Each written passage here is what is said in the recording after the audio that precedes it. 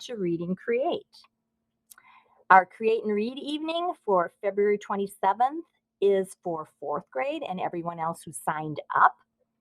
So enjoy our story, Rainbow Weaver, Tejedora del arco iris, written by Linda Elovitz Marshall, illustrated by Alyssa Shavari.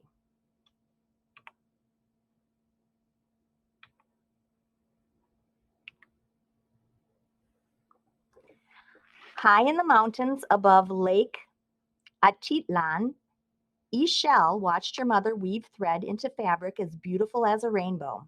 The fabric had blues as clear as the sky, reds as bright as the flowers, and yellows as golden as the corn. Mama, Ishel asked, may I weave too? Her mother shook her head. Not now, Ishel, she answered. This cloth is for the market. If it brings a good price, it will help pay for your school and books.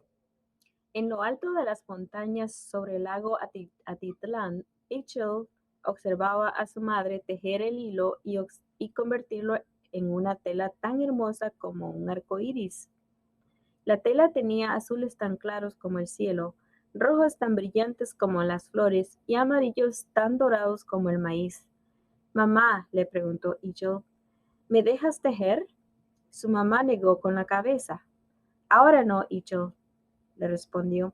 Esta tela es para el mercado. Si puedo venderla a buen precio, nos ayudará a pagar tu escuela y tus libros.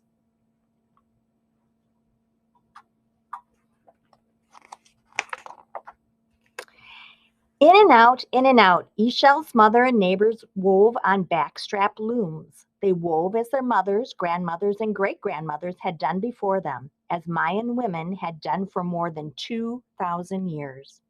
After a while, Ishel asked, Mama, may I weave now? Again, her mother shook her head. Count threads with me, my love. I'll show you how we make designs. Ishel and her mother counted together. Hun, Kayai, Aksai, Kajai. With each additional color, the cloth grew longer and the design prettier. Ishel reached for some thread. Please, she asked. No, my love, answered her mother. You are still too young, and there is no extra thread. Entra el hilo y sale el hilo. Entre el hilo y sale el hilo. La madre de Ishel y sus vecinas tejían en telares de cintura. Tejían como sus madres, abuelas y bisabuelas, y como las mujeres mayas lo han hecho por más de 2000 años. Después de un rato, Ichel preguntó, Mamá, ¿puedo tejer ahora? Su madre volvió a negar con la cabeza. Cuenta los hilos conmigo, mi amor. Te mostraré cómo hacer los diseños. Ichel y su madre contaron juntas. Un, kai, oxi, kaji.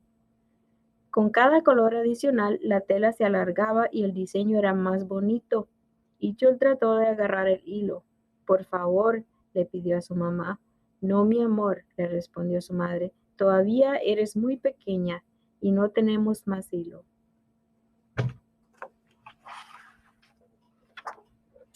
Ishel crossed her arms and studied the hard-packed dirt of the yard. I want to weave. I want to help pay for my books and school too, she thought. But she didn't say anything. Instead, she walked toward the milpa, the field where the villagers planted corn, beans, and squash. Plastic bags littered the path. Day after day, more bags were tossed from windows of passing vehicles or discarded by people returning from market. No one could use all the bags, and there was nowhere to put them. Ichel se cruzó de brazos y estudió la tierra apisonada del patio. Quiero tejer, quiero ayudar a pagar mis libros y mi escuela, pensó.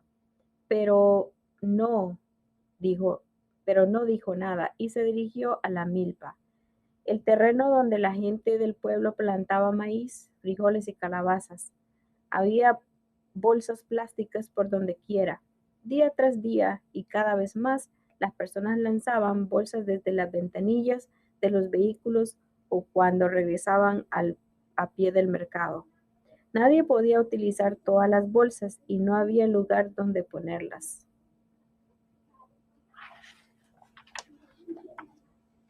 Pushing the bags aside, Ishel gathered branches and sticks. Some of the sticks were long and some were short. She carried the sticks and branches home, then tied them together. What are you doing? A neighbor asked. Making a loom, Ishel answered. Her mother smiled. But Ishel, she said, we don't have any extra thread. I know, Mama, she answered. I won't take any. Ishol apartó las bolsas y empezó a recoger ramas y palitos. Algunas eran largos y otros eran cortos. Los llevó a casa y los ató. ¿Qué haces? Le preguntó una vecina. Hago un telar, respondió Ishol. Su madre sonrió, pero Ishol dijo, no tenemos más hilo. Lo sé, mamá, le respondió Ishol. No voy a usar hilo.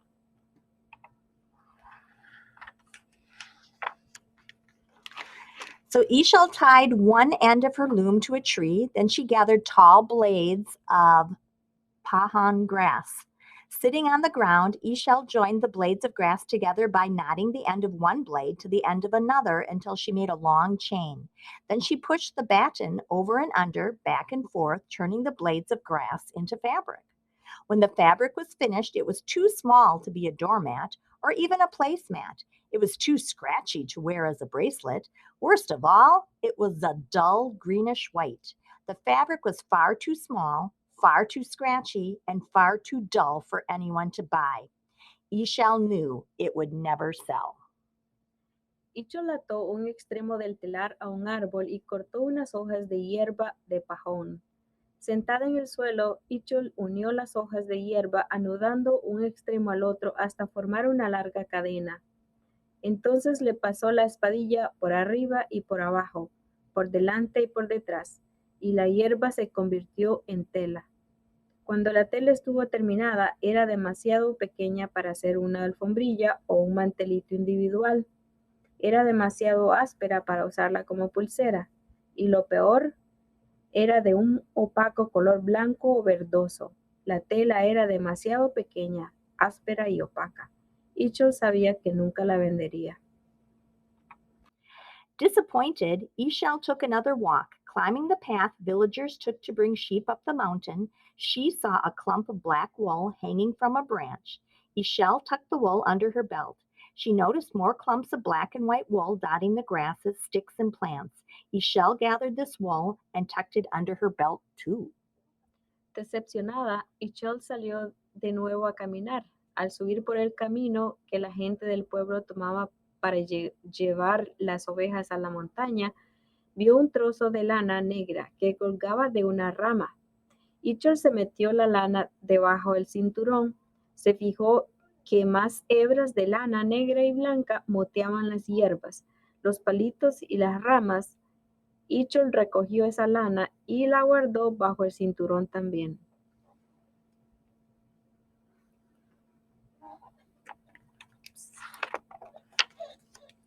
At home, Ishel turned and twisted the wool, spinning it into long, thick strand of yarn.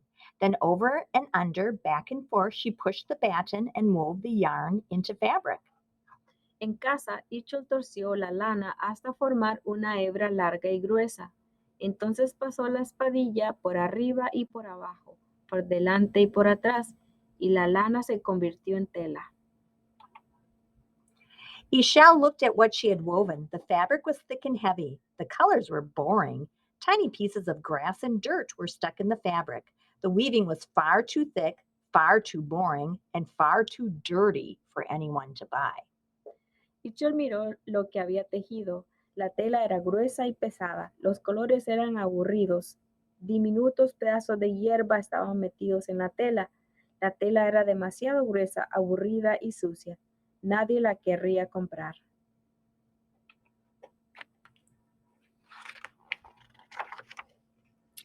Tears rolled down Ishel's cheeks. There's no way my weaving will sell in the market, she thought. No way I can help. Wiping her tears, Ishel headed toward the milpa again. Along the way, she kicked aside a plastic bag. Red, purple, orange, green, yellow, and blue bags were everywhere. They were in the fields, drooping from branches and clogging roads and ditches. There were so many bags, it was hard for her to walk. Las lágrimas rodaron por las mejillas de Ishol. No hay de que mi tejido se venda en el mercado, pensó. No puedo ayudar. Enjuagándose las lágrimas, Ichol se dirigió a la milpa otra vez. Por el camino apartó en el pie una bolsa plástica. Había bolsas rojas, moradas, anaranjadas, verdes, amarillas y azules por todas partes. Estaban en los campos colgando de las ramas y obstruyendo caminos y zanjas. Había tantas bolsas que era difícil caminar. Angry, Echel picked up a bag. She ripped it to shreds, and suddenly she had an idea. Enojada, Ichel recogió una bolsa, la rompió en tiritas. De pronto se le ocurrió una idea. So Eshel gathered bag after colorful bag. She took the bags home, washed them, and hung them to dry. Now what are you doing? Another neighbor asked. Eshel smiled. You'll see, she answered. Ichel recogió una bolsa tras otra de diferentes colores, las llevó a casa y las lavó y las puso a secar. ¿Y ahora qué haces? Le preguntó otra vecina. Ichel sonrió. Ya verás, respondió. By the next day, the bags were dry. Eshel cut each bag into long, thin strips. She tied the strips together. Sitting at her loom, Eshel pushed the batten over and under, back and forth, weaving until she'd used all the strips. Las bolsas estaban secas. Ichel cortó cada bolsa en tiras largas y finas, las ató unas con otras. Sentada en su telar, Ichel pasó la espadilla por arriba y por abajo, por delante y por detrás, y tejió hasta usar todas las tiritas.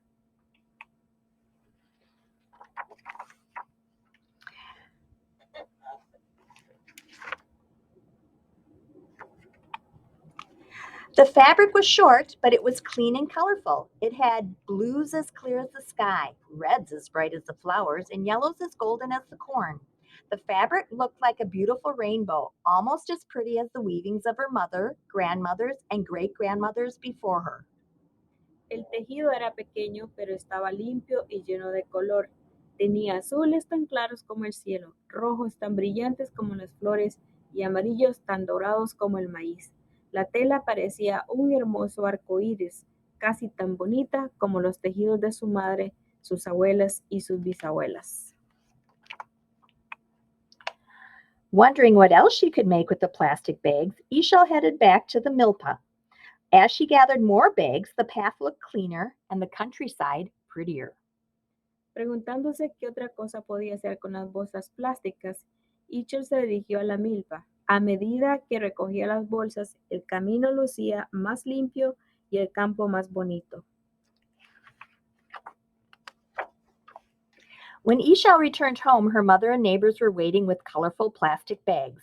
We saw what you were doing, said a neighbor. We wanted to help. And without the bags everywhere, our village looks pretty again, said another neighbor. Cuando Ichel regresó a casa, su madre y las vecinas la esperaban con bolsas de diferentes colores. Vimos lo que estabas haciendo, dijo una vecina, y queremos ayudar. Y sin las bolsas tiradas por todas partes, nuestro pueblo vuelve a lucir bonito, dijo otra. Eshel thanked them. Then she handed the weaving to her mother and said, My first rainbow. Her mother hugged her close. It's beautiful, my love, she said. Thank you, Mama, Eshel said. But do you think it will sell? Let's take it to the market and see, said her mother. Ichel les dio las gracias. Entonces le dio el tejido a su madre y dijo, mi primer arco iris. Su madre la abrazó fuerte y le dijo, es hermoso, mi amor. Gracias, mamá, dijo Ichel. ¿Pero crees que se pueda vender? Vamos a llevarlo al mercado y allá veremos, dijo su mamá.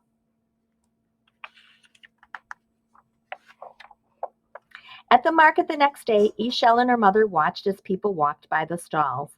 Finally, a woman stopped. She picked up Eshel's weaving and asked, Did you make this? When Eshel nodded, the woman smiled. Her weaving sold, and for a very good price. Al día siguiente, en el mercado, Ichul y su madre miraron a la gente que se paseaba entre los puestos.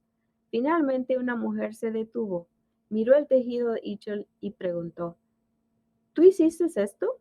Cuando Ichul asintió, la mujer sonrió. Su tejido se vendió y de muy buen precio. Ishel beamed with happiness. Now she could help pay for her books and school. And like her mother, grandmothers, and great grandmothers before her, Ishel had woven a rainbow. Ichul estaba radiante de felicidad. Ahora podía ayudar a pagar sus libros y su escuela. Y como su madre, sus abuelas y sus bisabuelas, había tejido un arco iris. And that was Rainbow Weaver. Tejedora del arco iris. And we want to thank you and our sponsors for Create and Read Evening, which are the Chilton PTA, the Chilton Area Community Foundation, and Walmart for giving us the supplies to do our own weaving. If you are so inclined, please take photos of your projects and send them to me at library@chiltonsd.org. And now you can open up your bags and take out your circle loom. The directions are on the back of the sheet.